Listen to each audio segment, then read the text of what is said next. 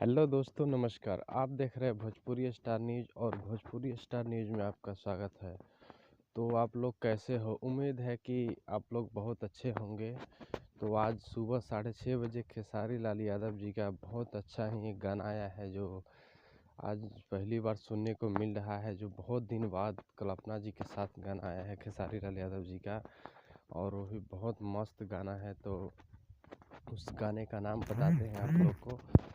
तो उस गाने का नाम है बिजुरिया, जो बहुत ही मस्त सॉन्ग है ये। और ये चैनल पे जो चैनल पे रिलीज हुआ है वो है SRK म्यूजिक, जो आपको पता ही है, एक से एक गाना उस पे आते रहता है। तो बहुत ही बवाल गाना है बिजुरिया सॉन्ग, जो खेसारी लाल यादव जी है और कल्पना जी गाए हैं। तो देखना ना भूलिए इस गाने को। तो SRK म्यूजिक पे रिलीज हो चुका है अभी। तो इनका जो राइटर है